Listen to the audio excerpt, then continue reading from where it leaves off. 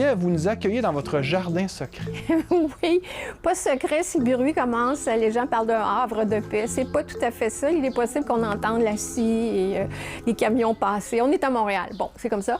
Mais oui, quand c'est calme, je me permets d'écrire l'été dans mon jardin ou dans la chaise. Ou enfin, je profite. C'est comme une pièce de plus dans la maison et j'entends les oiseaux. Et...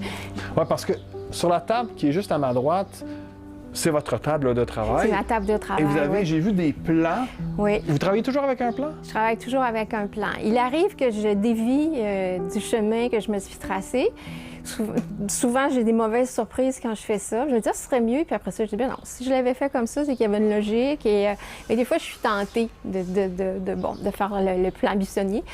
Mais en général, de toute façon, pour un roman policier, moi, j'ai besoin de savoir comment ça se termine. Moi, j'ai besoin, je suis une psychorigide angoissée, j'ai besoin de savoir où je m'en vais. Psychorigide angoissée. Psychorigide angoissée, ça veut dire oui. quoi, ça? Ah, ça veut dire que j'essaie de tout contrôler. Alors, je peux vous dire que les dernières semaines ont été ardues. Oui, pour la sortie du nouveau livre. Ah, même pour tout, OK. tout était compliqué. Quand tu peux pas, quand c'est la planète au complet qui est sans contrôle, qu'on est dans le chaos total et absolu, qu'est-ce qu'on fait? On s'abandonne. Avec toute l'expérience, le temps qui passe, vous avez dit que le syndrome de la page blanche s'accentue. Oui. Vous avez toujours un bon bassin de lecteurs. Comment vous vivez avec cette pression de livre en livre? Faut pas que j'y pense trop. Mais vous avez de la pression. Mais j'ai de la pression que je me mets moi-même parce que je me dis, je veux pas décevoir. Mais c'est très paradoxal. En même temps, j'ai plus de pression, je ne veux pas décevoir, non.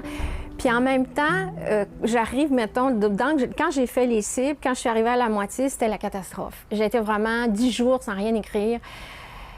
La panique totale, je me dis, mais j'en sortirai jamais. Puis pourtant, j'avais un plan, mais là, le plan me paraissait plus bon. En tout cas, bref, il n'y a rien qui allait. Puis là, tout à coup, je me suis vraiment parlé. Je me suis dit, Christine, t'as quand même 37 ans de métier. Il faut que ça serve à quelque chose. Il y a une solution quelque part. Calme-toi. Et essaie d'avancer. Bon, et c'est ce qui... Je suis beaucoup allée au gym pour m'aérer l'esprit. Bon, j'ai fini par dépasser la page 150, mais c'est fragile. La création, c'est fragile. Pour moi, en tout cas. Il y a des gens qui écrivent dans la joie et l'allégresse. Je les envie. Ça m'étonne vraiment que vous me disiez que ça vous angoisse et que vous ne prenez pas de plaisir à écrire. Vraiment.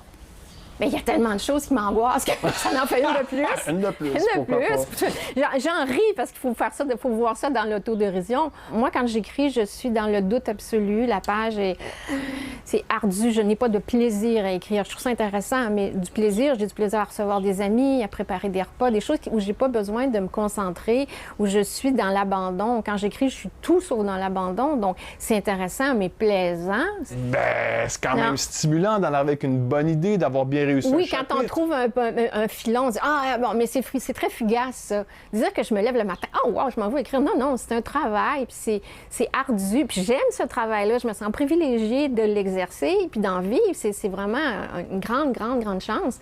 J'ai des lecteurs fidèles qui me suivent depuis au-dessus de 30 ans. C'est un vrai cadeau.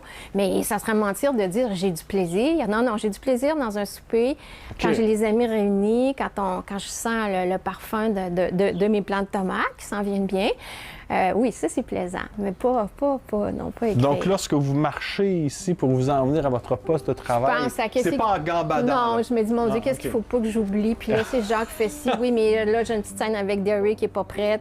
Oh, mon Dieu. J'essaie de tout contrôler, de tout penser.